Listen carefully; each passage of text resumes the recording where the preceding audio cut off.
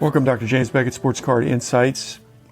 This is a special episode interviewing Kunal Chopra, the new Beckett CEO. It seems strange for me to be saying that, but I was the original, but I am no longer. I'm just a private citizen, but a fan also of Beckett Media. I want him to do well, and I enjoyed getting to know Kunal, hearing about his background and about his plans and goals. A very sharp guy. I hope you'll enjoy this interview. Thanks sponsors, obviously Beckett Media, Beckett Grading, Beckett Authentication, ComC.com, Burbank Sports Cards, Mike Stadium Sports Cards, Heritage Auctions, Huggins & Scott Auctions, Topps, Panini, and Upper Deck. It's a tough job to be CEO, but somebody's got to do it. I did it. Each person in the seat brings their competencies and skills and interests. Were you very involved in the decision to greatly expand the footprint? I think it's the right move. We are certainly running out of space in the current office. It's also not very conducive to the grader and the authentication workflow in terms of the layout and being very efficient. There's certainly no other place for technologists and customer service and sales as those teams are also building and growing. But especially on the grading side, we certainly want to hire more graders, and there's just no space for them right now. So we're running out of space, which is, I guess, a good problem to have. Plus, if you're going to have a vault, you've got to have a vault. That has to be custom fit. There's no room for that.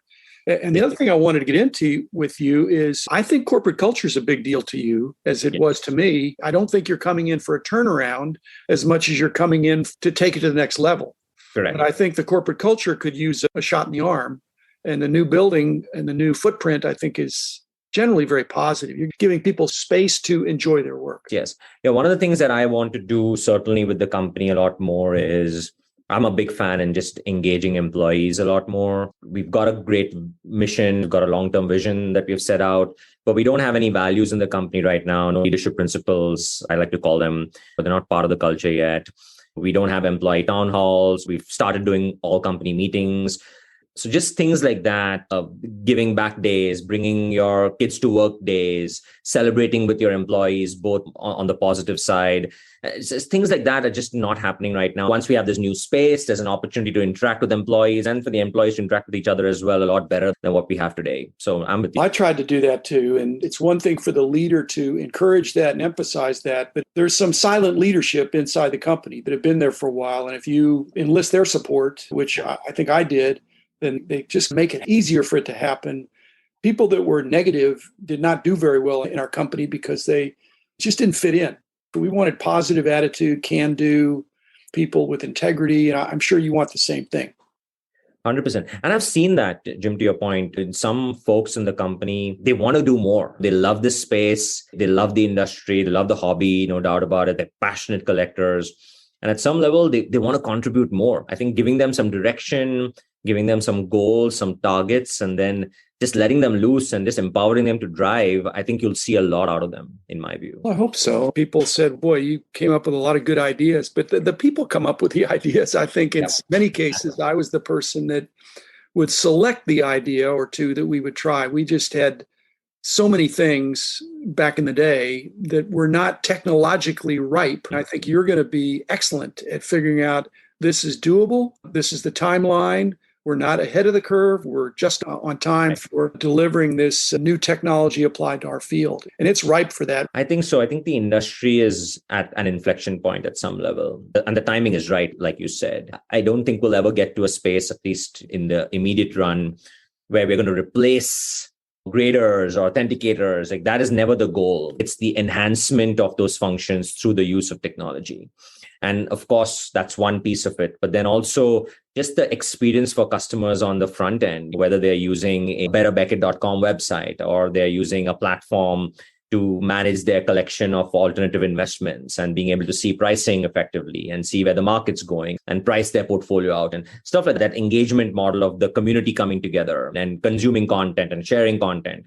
And I think all those pieces are where technology can really help in bringing the community together, but then also improving the service we offer to our customers through the grading and authentication workflows.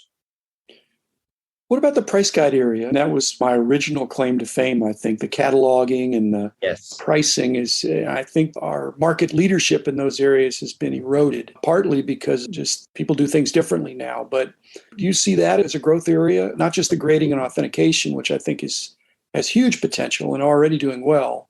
But I think the price guide and cataloging is something that's near and dear to my heart. What do you see there? That is where we are putting a lot of our attention.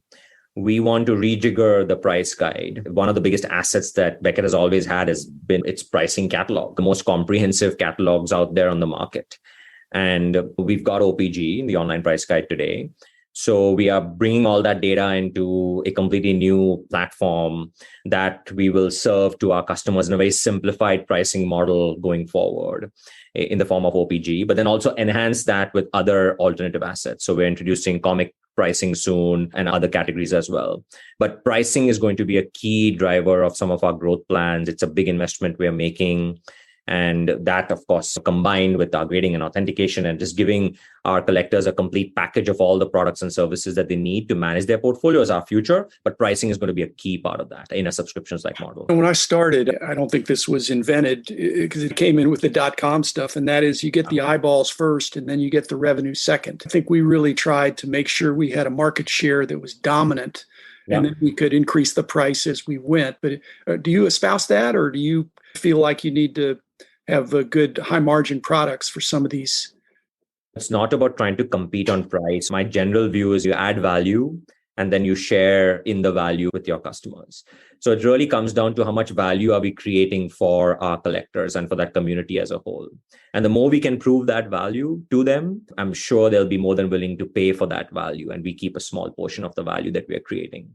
So that's how we look at it. We're not trying to be the low price leader or trying to compete on price and try to be a more commoditized product out there. Our general view is we've got a great asset in our data. We're going to continue to enhance that. We're going to create value for the customers. They're going to see value in the data, in the products and services that we offer. And I'm sure they'll be willing to pay for that value. And then when you do the math that way, it comes out to be a more high margin product from that perspective. Yes. I hope so. I'm giving away some of my management tips, but love it. High margin products will cover a multitude of sins. A lot of mess ups can be covered over with healthy sales of high margin products. If you're thin margins, if you're a grocery store and you have spoilage, you got a bad month or a bad year. Exactly. Right. And to my point, it just comes back to if you are creating value, people are willing to pay for it. If you take it a step further, it comes down to, are you solving problems for customers, which is really the fundamentals of a business, right? At the end of the day, going back to first principles of business value creation, are you solving a true customer problem? And if you can solve it in a very innovative way, creating value for them, they're willing to pay for it, you tend to get a high margin product. Let me ask you about your leadership team, because you're coming in, you're the CEO. I was the CEO. I had a couple of presidents under me that were in charge of certain things. Yeah. You're coming into an existing hierarchy there, but are you shaping your own leadership team, or are you stepping into something, and how is it structured under you, Kunal? Yeah. A little bit of a mix between what exists today and then what I plan to do with the company. I've created a leadership structure that is a little more traditional in nature, having more on the go-to-market side, having someone on the people side, having our technology leadership team and a CTO, a chief product officer, designers, and then having our sort of operations and having a president over that. So a little more traditional in the value chain, aligning it back to what the value chain of the business is. So I think everyone knows Jeremy, you've worked with him. He's going to be our president and he's going to drive everything operations and just keep the business running all the time. But then we're going to enhance that leadership team with some of these other roles that will either come through acquisitions that we're making or with just hiring from the market directly. So slight change in the leadership structure overall, but following a little more traditional sort of technology company leadership structure, but also keeping the sense of what existed alive. Again, back in my regime, I think I had a bias against acquiring and a bias in favor of starting. Of course, they were different day and time, but there's so many startups out there now that are being started up with the idea that they want to be acquired. And they want to be acquired by someone that has the ability to really bring them to market. So my guess is it's a target-rich environment for you, where it wasn't 25 years ago. If we wanted to do something, we basically did it ourselves. Yeah, you're absolutely right. The startups in the collectible space over the last few years have certainly grown in number. And they face a challenge, which is how do we go to market in a big way? How do we create the right strategic partnerships? How do we get the big customer base? How do we expand our reach? And by partnering with a company like a Beckett, for example, we solve their problem. And then we get access to their technology, their team, hiring, etc. So it's a win-win. And the technology which we would have built in-house is getting built out there. So it might make sense for us in selective cases to bring them on board.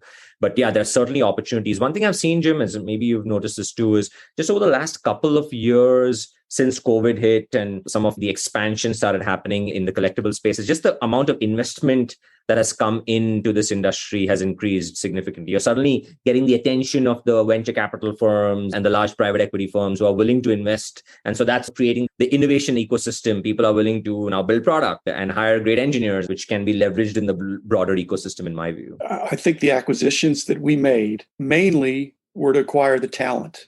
Yes. More than talent than to acquire the product. In every case, I was pleased with the talent, but we were not as successful at integrating their products as we were integrating those outstanding employees who came over into our camp. I'm sure you'll have a better success than I did on that. But again, the days are different now. And used to be data was scarce, and now data is everywhere. And it's just big data. Yes. Very exciting.